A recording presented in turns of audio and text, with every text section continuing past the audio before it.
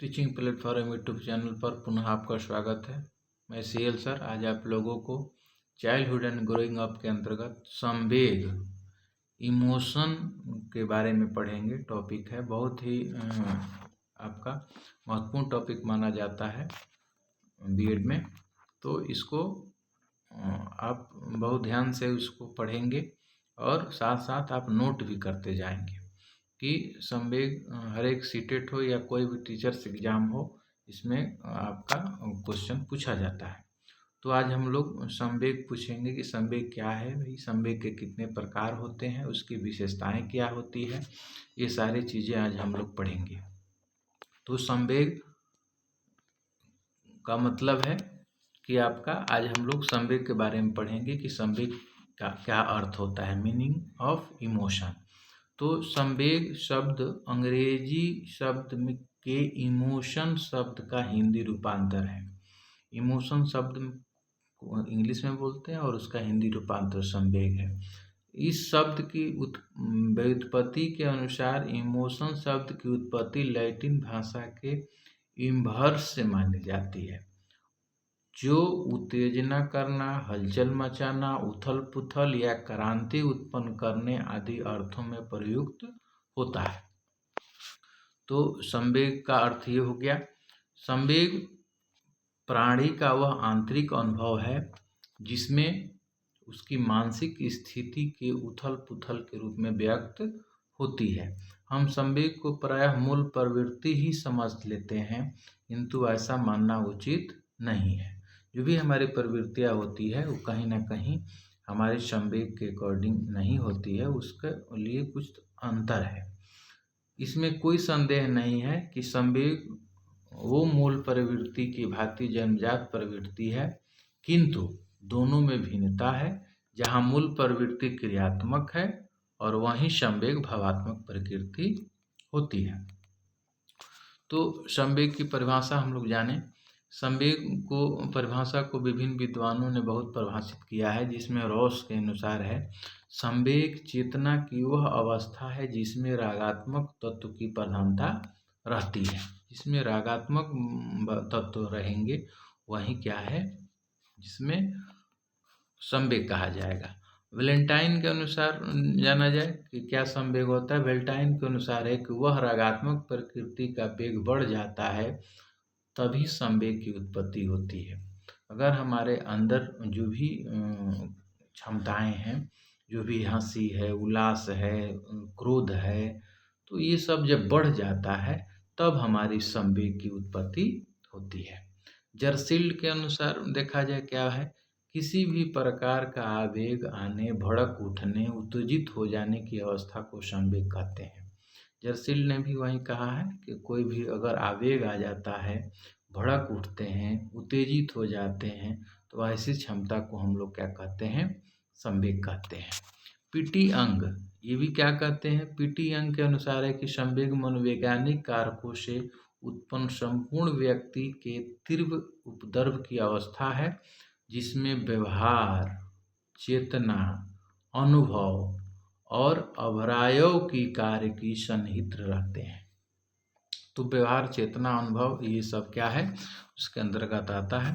तो आज हम लोग फिर इसको पढ़ेंगे कि संवेग कितने प्रकार के होते हैं। संवेग के अनेक प्रकार हैं, जिसमें मैकडूगल ने 14 प्रवृत्तियों के सापेक्ष 14 संवेगों का उल्लेख किया है, जिसके प्रत्येक संवेग एक मूल प्रवृत्ति से संबंधित होते हैं। 14 संवेग के संबंधित मूल प्रवृत्तियां निम्न प्रकार हैं। यानी मैकडूगल एक मनोवैज्ञानिक है, उन्होंने 14 मूल प्रवृत्तियां के सापेक्ष 14 संवेग का उल्लेख किया है। 14 संवेग कौन कौन से हैं और उसकी मूल प्रवृत्तियां कौन कौन सी है। तो पहले मूल प्रवृत्तियां जाना है 14 कौन कौन सी है। पलायन, पहला है पलायन। पलायन होता है, उत्साह होता है, निवृत्ति होता है, संतान कमाना, शरणागति, काम प्रवृत्ति, जिज्ञासा, दैन्य, आत्मगौरव, सामूहिकता, भोजन तलाश, संग्रहण, ये मूल प्रवृत्तियां हैं। रचना धार्मिकता हास, ये हमारे 14 क्या है मूल प्रवृत्तियाँ, उसके अनुसार संवेग 14 होते हैं। तो 14 में आपको 14 मूल प्रवृत्तियाँ हैं, उसके अनुसार संवेग कौन सा होता है? तो भय, क्रोध, घृणा, वात्सल्य, ये सब क्या है? संवेग है। करुणा, करुणा अगर किसी को आती है तो भी कामुकता, आश्चर्य, ये सब क्या है? संवेग है। आत्महीनता, आत्माभिमान, एकाकीपन, ये सब क्या है? संवेग है। भूख, अधिकार, ये सब क्या है?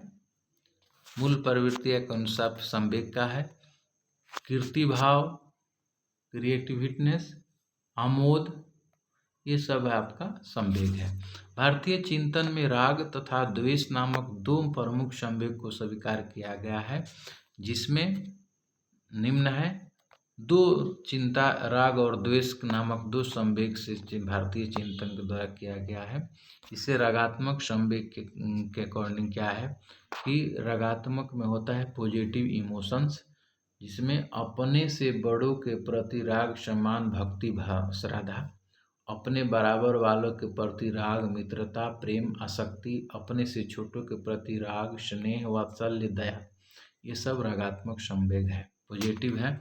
और नेगेटिव द्वेषात्मक संवेग क्या है कि अपने से बड़ों के प्रति द्वेष, भय, कायरता, घृणा करना, अपने से बराबर वाले के प्रति द्वेष, क्रोध, ईर्ष्या, द्वेष, अपने के से छोटों के प्रति द्वेष, क्रोध, अभिमान, अधिकार, ये सब क्या है? नेगेटिव इमोशंस है। तो पॉजिटिव नेगेटिव दो होते हैं। तो संवेग की कुछ विशेषताएं होती है, क्या क्या होता है? संवेग की मानव जीवन की में बहुत महत्वपूर्ण भूमिका होती है।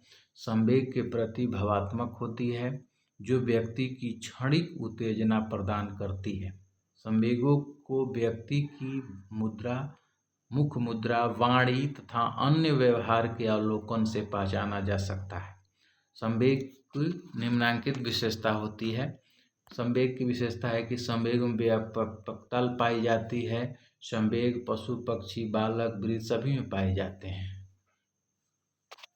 मनुष्य की सभी दशाओं, अवस्थाओं में संवेग पाए जाते हैं। संवेग, संवेगात्मक अनुभूतियों के साथ कोई न कोई मूल प्रवृत्ति तथा मूलभूत आवश्यकताएं जुड़ी होती है। सामान्य रूप से संवेग की उत्पत्ति प्रत्यक्षीकरण के माध्यम से होती है। तो किसी भी संवेग को जागृत करने के लिए भावनाओं को होना आवश्यक है। प्रत्येक संवेगात्मक अनुभूति व्यक्ति में कई प्रकार की शारीरिक और शारीरिक संबंधी परिवर्तनों को जन्म देती है। संवेग में क्या होता है? तो संवेग में अस्थिरता पाई जाती है। संवेग मनोशारीरिक होता है। संवेग की दशा में बुद्धि काम नहीं करती है। मानव जो है उग्र हो जाता है तो उसमें बुद्धि काम नहीं करती है। तो संवेग की विशेषता में है कि संवेग पर परिस्थिति और ग्रंथियों का प्रभाव पड़ता है। संवेग का प्रकाशन हर एक व्यक्ति के व्यक्तिगत ढंग से करता है।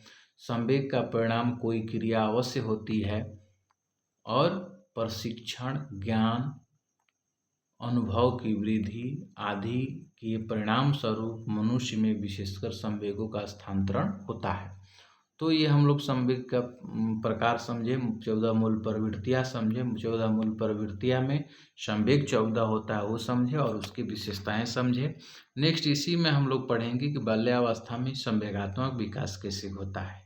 संवेगात्मक विकास की दृष्टि से, शिक्षा की दृष्टि से संवेगात्मक विकास मानव विकास और वृद्धि के महत्वपूर्ण पहलुओं में से एक आवश्यक पहलू है। यह सर्वमान्य तथ्य है कि संवेग अधिगम में महत्वपूर्ण भूमिका निभाते हैं। कोई भी अगर हम लर्निंग करते हैं, कोई भी हम सीखते हैं तो कहीं ना कहीं संवेग का महत्वपूर्ण भूमिका होती है। अधिगम में महत्वपूर्ण भूमिका निभाते हैं। शिशु, बालक, किशोर हर एक में संवेग के भाव होते हैं। संवेगात्मक विकास एक प्रकार की मानसिक दशा होती है। वो जो है मन की दशा होती है, मन से ही वो उत्पन्न होती है।